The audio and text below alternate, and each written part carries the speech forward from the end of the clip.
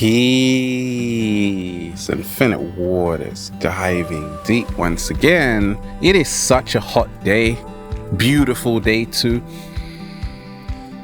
Woo! Breathing in that good ass prana, baby. How's your ego? Do you have a big ego or a small one? How to stop your ego taking over, running your life? Don't worry about it. I'm going to share with you 10 amazing tricks to not make your ego spoil you that have helped me along my journey. A lot of people write to me saying, Ralph, I think my ego's growing incredibly big. And we ain't even had breakfast yet. Can I get a hello? Don't worry about it. What is the ego? What are we talking about? This is what's helped me along my journey. The ego is a set of collected stories written by you about yourself and other people, which separate you from the truth that we are all connected. What? Say it again, Ralph. The ego is a set of collected stories written by you about yourself and other people, which blind you from the truth that we are all connected. So, separation is the greatest illusion ever created. And the ego is the master of creating separation. So what's helped me along my journey is finding different ways to put the ego in check. No, the ego is not negative. No, it's not positive. It is what it is. But the problem is, go back to when you were a child, right?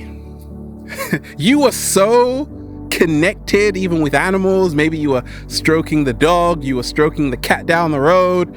There was no separation. You would play with different children of different colors and shades and tones. No problem. But all of a sudden, you're growing up and you're like, I don't like you because you look different. Or I'm better than you because I have a better car. I live in this massive house. So let's start with the first trick to not make your ego spoil you. Oh yeah, baby. Never assume. Assumptions make bad conclusions. You see, the ego lives in the past. That's why it collects stories about you and who other people are. For instance, along my early journey, I used to always make assumptions. I would see someone walking down the road and I would say, this person is like that. That's the ego, because the ego lives in memory. It lives in the past. It says, I don't need to learn anything else. And then you get a really rude awakening, because then that person opens their mouth and you're like, oh, I can't believe they just said that. I can't believe they just did that. They have now shattered your entire paradigm of who you thought they were. Okay, so a lot of the times we assume who people are. We don't even know. We just go off assumptions. And that was me along my early journey. And every day I'm still working. When we talk of becoming your greatest version, I found that to not make your ego spoil you, stop assuming who you are and who other people are. Chill. What's the second amazing trick to not make your ego spoil you? Power. You see, the ego loves power. It loves to be in charge. It says, I am the center. I am everything, and the whole universe is me. Okay? Yes, we all think like that a lot of the times. We're so self-absorbed. And along my early journey, I found myself falling into that trap of power. You see, a lot of the times we want status. We want to go to these swanky parties and we want to be seen. And that's beautiful. But there's a difference between self-love and ego taking over. You see, ego taking over is where we become very narcissistic, where only we can shine, only we get the spotlight. When you practice self-love, you love yourself, that you want other people to do the same. Like, you're like, everybody can shine right now. We're in nature, baby. Yes. So to not make your ego spoil you, what helped me along my journey was to say, hey, power, like owning land, what is that about? We're the only species who believe we can actually own a piece of land. Go figure. Like, do we really feel we're going to take this piece of land with us when we're out of here? Come on. What's number 3? What is the ego's food? Along my early journey, I was very drawn to fear, false evidence appearing real. And I realized that is what the ego feeds on, fear. Don't worry about it. Okay, so I stopped feeding my ego fear. Okay, and then my ego transformed totally. You see, because a lot of us, even look at your plate right now, 7-day vegan challenge. We are eating fear, pain, tortured animals. Therefore, we are eating ego. We become it because we say, let's face it, this animal was created for me alone and I am superior. Once again, it's ego. And that's the trap I was falling in. And now I just wake up with a bunch of grapes in my mouth and it feels so good. So ask yourself, are you eating ego or are you eating life? Are you eating someone who wanted to live, who would have run away at any moment they could have had, but you held them down, okay? So it's about not feeding the ego with fear, even through the images you're seeing in the media. I say, let love guide you, not fear. And it's not easy to do because fear is what the ego loves. It is so addicted to fear, drama, gossip. But the higher frequency is always love. That is what will set you free. Let's talk about number 4. To not make your ego spoil you, what's helped me along my journey is to let go of control. Have you ever been in a situation where you're trying to control how other people respond? And the harder you try, the more they're not responding to you? It sucks, doesn't it? Yes, because you see, the ego really believes it can actually control how other people behave, how they think. So it's a control freak. Like, really, the biggest control freak you will ever see in your entire life. So what helped me along my early journey was to say, I control nothing externally to me. I don't control how other people see me. One minute they love you, then they don't, then they love you again. Or they love the cat down the road again, okay? So we aren't in control. The ego loves to be in control. It is a control freak. And that is why a lot of people, they become consumed by their ego because they really feel their money can buy people. They feel their status can buy people. They feel if they live in a certain area, they are better than other people. Once again, it goes back to control, which is a big, big illusion. So once you lose this need to control, everything comes to you. Slow motion that side. What's number 5? Okay, we're starting to dance. Let's go to a carnival, baby. Yes, I went to a carnival in Salvador, Bahia, Brazil. Amazing place. Back in 2007, amazing time. Okay, when you go to a carnival, the ego is like, oh my gosh, what am I doing here? Because you see, that's when the ego starts to humble itself. When you are just in your room, you feel it's all about you. You see, when you're in a carnival, everyone's dancing. The spotlight isn't on you. You are seeing, or even sometimes at the beach, right? Sometimes you go onto the beach, like right now, it's summer, it's hot, people are out and about. And then you realize, oh my gosh, I'm really not the center of the universe anymore because there's hundreds of people all around me and they're smiling and laughing and goodness gracious, oh my gosh, what am I going to do about it? Okay, so go to a carnival. Once you step outside of your comfort zone, you realize that it's not always about you. You realize that it's never been about you all the time. But more so, you realize that life is happening everywhere, even when you aren't there. And that really liberates you. Okay, we get consumed by the ego when we don't go to carnivals, when we don't go to gatherings and events and festivals, because then we actually think that our perspective is the only perspective there is in the entire universe, which couldn't be further from the truth. What's number 6, baby? Talk to me. Okay, check this out. A lot of the times I'm going through my room, sometimes I see an old photo of myself. I say, oh my goodness, yeah, I was smiling like that. But I was very free. I even look at the pictures and I was with other children, and there is no ego like it is now in so many of our lives, because we didn't even have anything to prove back then. It's not like I've got more money than you or I live here, because we're just like chilling with our parents and stuff. So once you take out what I call the old photo album, look at yourself and then look at yourself right now and say, goodness gracious, I've changed. That's beautiful. But have you become more consumed by your ego? The ego is the mask, the persona, which in ancient Greece, they would talk through a mask in a theater, which was the first kind of acting. And it's a persona through sound.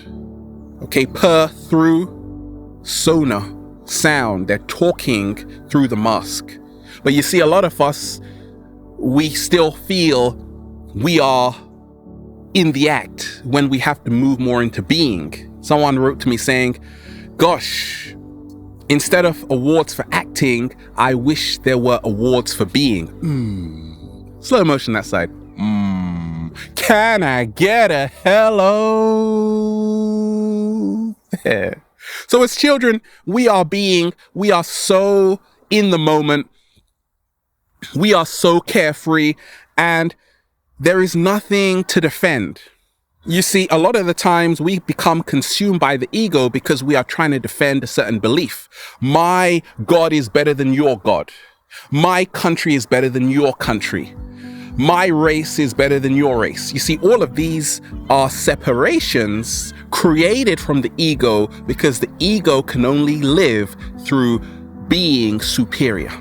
But as children, you didn't have that, because once again, you don't have all of these programs from the Matrix. Therefore, you're so free, you're so cool, but also you just want to play and stuff and play on the swing. So I always say, what's helped me along my journey, bring out the old photo album and look at yourself for like 10 minutes, maybe 20 minutes, and then just breathe and say, whew, that is my true authentic self. You see, once you reconnect back to your true authenticity, the ego takes the back seat. Okay? What's number 7? To not make your ego spoil you, what's helped me along my journey is to find the common bond in your connections. Yeah, there are a lot of differences. What are you wearing, by the way? Goodness gracious. Okay, yeah, but underneath all of that, there is a heart connection which connects every single human being on the planet.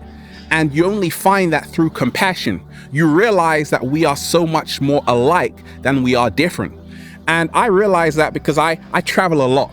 I go to different countries and I just see that human beings, what have we done? Like, we don't even need borders. We don't need all of these artificial constructs. I'm waiting for the world passport.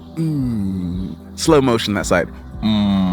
Imagine a world passport, how much easier that would be, because we are all one anyway.